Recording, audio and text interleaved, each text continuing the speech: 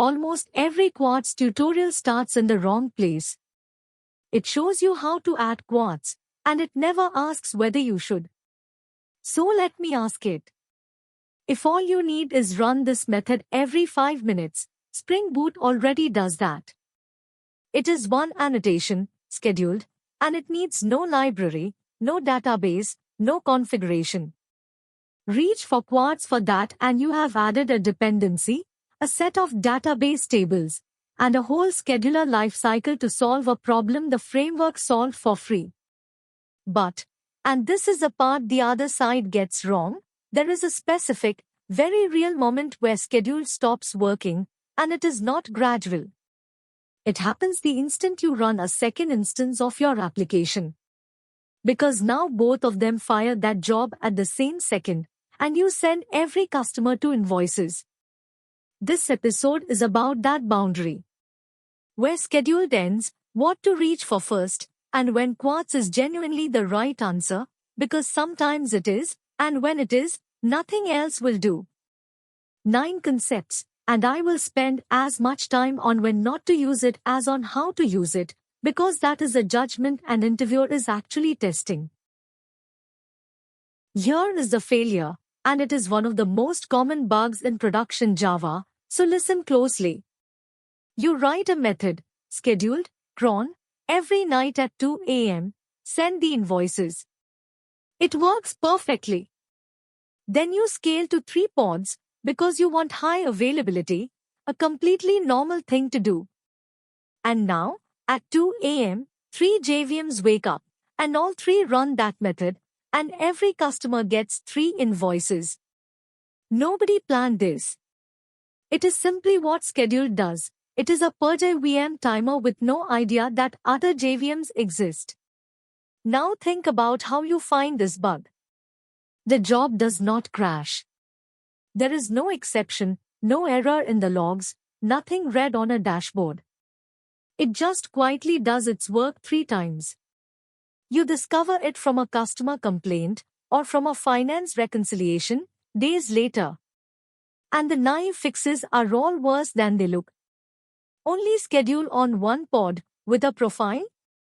You have just created a special Snowflake instance, and when it dies your job silently stops running, and nothing tells you. Use a leader election flag in the database, hand-rolled. You are now writing a distributed lock yourself, and you will get the expiry semantics wrong, because everybody does. What you actually need is exactly one thing, mutual exclusion across instances. Only one of them may run this job. That is the whole requirement, and the interesting part is that Quartz is not the cheapest way to get it. Let's start with the first one. 3 rungs. Climb only as far as you must. Rung 1, scheduled. One instance, or a job that is genuinely safe to run more than once. 0 dependencies. If this covers you, stop here, and be happy. Rung 2, scheduled plus Shedlock, and this is the rung almost everyone skips even though it is where most teams belong. Shedlock is a tiny library that does exactly one thing. It takes a lock in a shared store, Postgres, Redis, Mongo, before your scheduled method runs, so only one instance in the cluster actually executes it. You keep the scheduled annotation you already have. You add one more annotation, scheduler lock, with a name and a maximum log duration. It is about 10 lines of change. It is not a scheduler. Every instance still wakes up and still tries. Shedlock just makes all but one of them give up immediately, and that distinction matters because it means Shedlock does not give you persistence, or misfire handling, or dynamic scheduling. It gives you mutual exclusion, which is the one thing you actually wanted. Rung 3, Quartz. A real scheduler, with a database, a job store, clustering, misfire policies, and jobs you can create and modify at runtime. Powerful and heavier, real tables, a real life cycle, real operational weight. The rule, climb only as far as your problem forces you. Most teams asking should we use Quartz have a rung 2 problem and are about to buy a rung 3 solution, and then they will maintain it for 5 years. On to the second one. The 3 nouns, and the one that trips people up. Quartz has exactly 3 concepts, and the split between the first 2 is the whole design. A job is the work, a class implementing the job interface with one execute method. A job detail is its definition, identity, durability, and a job data map of parameters. A trigger is when it fires, and it is a separate object entirely. Simple trigger for every n seconds, repeat x times, cron trigger for a cron expression with a time zone, and calendars to exclude days, like public holidays. The scheduler binds them and runs the thing. And here is the design point that people miss. A job and a trigger are many to many. One job definition can have several triggers. The same report job can run hourly for one customer and nightly for another, with different job data maps, and it is one class. That decoupling is genuinely the reason Quartz is the shape it is. Now the gotcha, and it is the number one Quartz surprise. Quartz creates a new instance of your job class for every single execution. It is not a Spring Bean by default, so your auto-wired fields are null, and you get a null pointer exception the first time it fires, which, of course, is at 2 in the morning. The fix is a Spring Bean job factory, and Spring Boot's Quartz starter wires that for you, which is exactly why you should use the starter rather than configuring Quartz by hand. But you must know why it is there. Because the moment you deviate from the starter, that null pointer exception is waiting for you. Moving on to the third one. RAM or JDBC, and this choice is the whole product. This single choice determines whether Quartz is giving you anything at all. RAM Job Store keeps everything in memory. It is fast, it needs no database, and it loses every job and every trigger the moment the process stops. If you restart during a deployment, anything that should have fired while you were down simply never fires, and nobody tells you. And here is the sharp point. With RAM Job Store, Quartz gives you almost nothing that Scheduled did not already give you. You have taken on a dependency for no benefit. If you are running RAM Job Store in production, you have probably made a mistake. Jodeep Store keeps everything in database tables, around 11 of them, with the QRTZ prefix, and you must create them yourself from the schema DDL that ships with Quartz, because it does not create them for you. That surprises people on the first deploy. Now the state is durable, it survives restarts, jobs that were missed while you were down are still there to be dealt with, and, critically, it is what makes clustering possible, because the database becomes the shared brain that all the instances coordinate through. The rule is simple. If you are using Quartz at all, you almost certainly want Jodeep Store, because persistence and clustering are the only two things Quartz gives you that the alternatives do not. Choose RAM and you have paid the cost of Quartz and taken none of the benefit. On to the fourth. How Quartz stops the double invoice, and what it costs. Setorg.quartz.jobstore. Is clustered to true. Give every node the same scheduler name but a unique instance ID, and point them all at the same database. Now they are a cluster. How does it work? Every node polls the trigger table for triggers that are due. When a node finds one, it takes a row lock, a real database lock, select for update, on a table called QRTZ_locks, marks the trigger as acquired, and fires it. Every other node tries, finds the trigger already taken, and moves on. Exactly one execution. That is the double invoice problem solved, and it is solved with the strongest tool available, a database transaction. That is the real appeal. But be clear about what you have just built. Your scheduler's correctness now depends on your database's locking, and every node is polling that table on an interval. With many nodes and many triggers, that polling becomes real, sustained load on a table that is being locked constantly, and I have seen a Quartz cluster become a genuine source of database contention. There is also automatic failover, which is the good news. If a node dies mid-job, the other nodes will eventually notice its heartbeat stopped and recover its jobs, but only if the job is marked as recoverable. And the requirement people forget until it bites, the clocks. Quartz clustering is sensitive to clock skew between nodes. Run NTP. If your nodes disagree about what time it is, they will disagree about what is due, and you will get the exact duplicate execution you deployed a cluster to prevent. Number 5. The feature nobody configures, and then it surprises them. A trigger was due at 2 a.m. Your application was down for a deployment. It comes back at 2:30. What should happen? That question has no single right answer, which is exactly why Quartz makes you choose, and why the default will surprise you if you have not read it. This is called a misfire, and the policies are the real content here. Fire now, run it immediately, as soon as we are back. Write for a report, someone wants it, half an hour late is fine. Ignore misfires, fire all the missed executions, catching up. This is the dangerous one. A job that runs every minute, down for 2 hours, will now fire 120 times in a burst, and take out the very database it depends on. Do not choose this without thinking hard. Do nothing, skip the missed runs entirely, wait for the next scheduled time. Write for a job that only cares about the current state, like a cache refresh. A stale refresh from 2 hours ago is worthless. And next with remaining count, for simple triggers with a repeat count. And the framing that makes this a senior answer. The correct policy is a business question, not a technical one. Is this job about a moment in time, or a state of the world? Send the 2 a.m. invoices is a moment, you want it, late.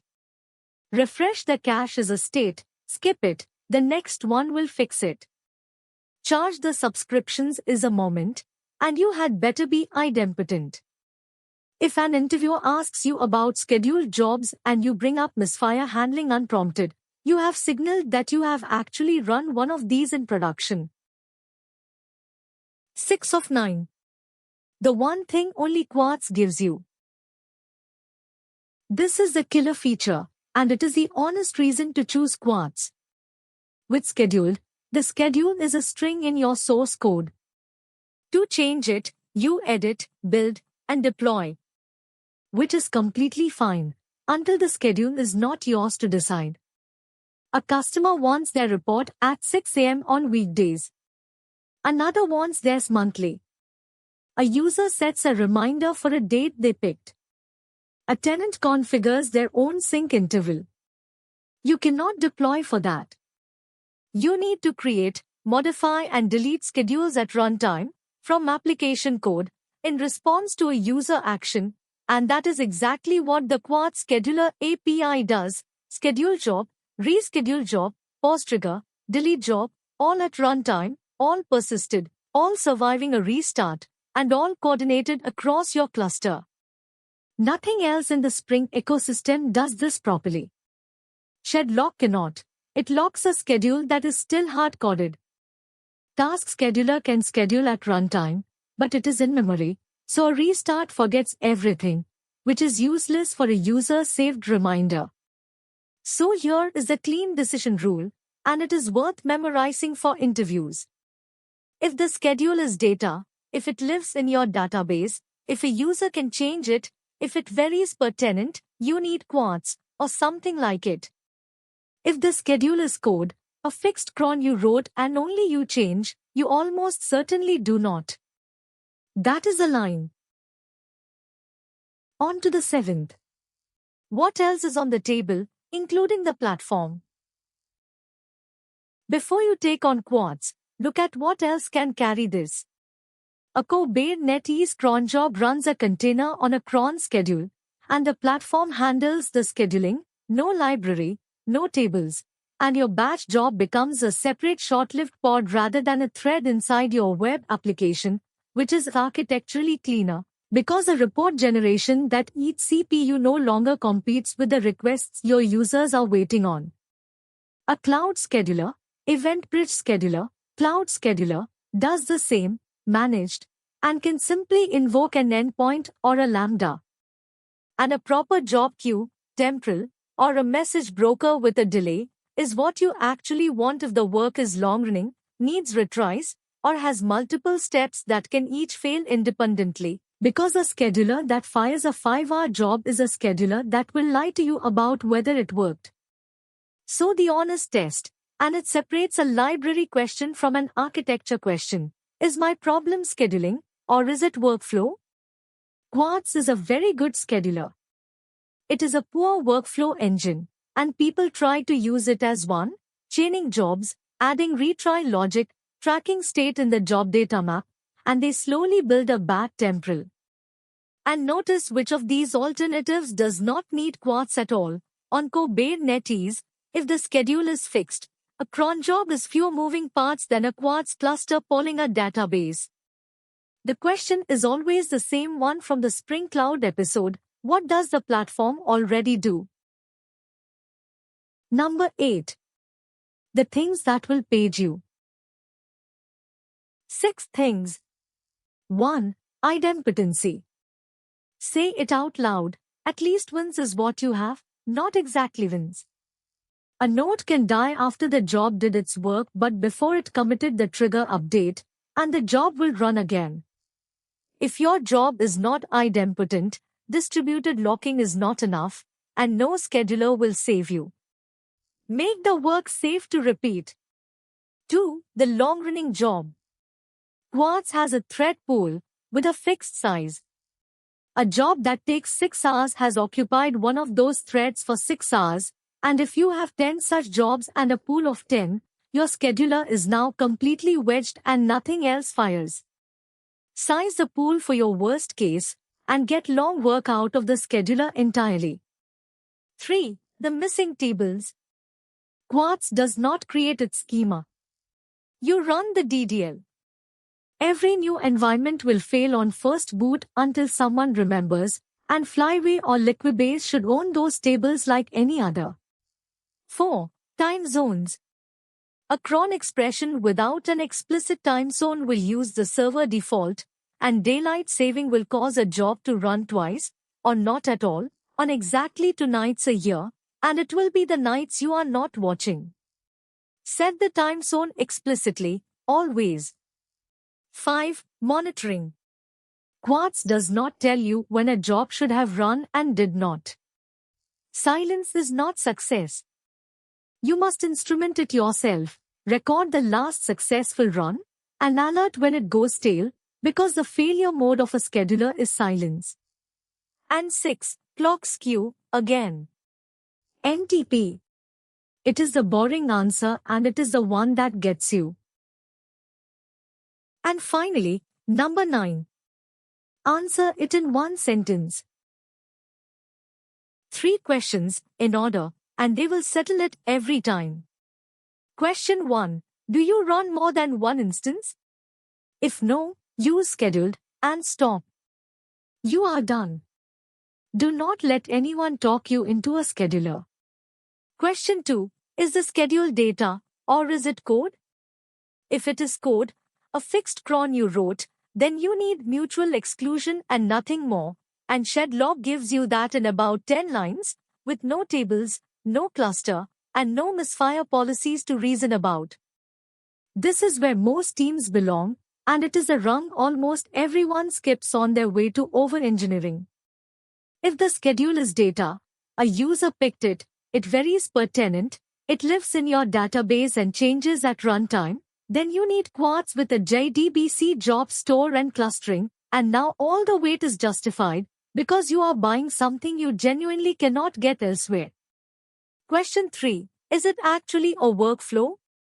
Long-running, multi-step, needs retries and visibility into where it failed? Then it is not a scheduler problem at all.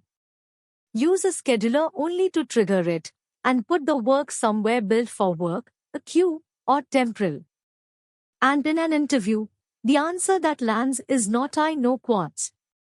It is, "I would ask what the schedule actually is. If it is a fixed cron and we run multiple pods, I would use Shedlock. It is 10 lines. Quartz earns its complexity only when the schedule is data the user controls. That is not library knowledge. That is judgment, and judgment is what they are short of. Let us close it.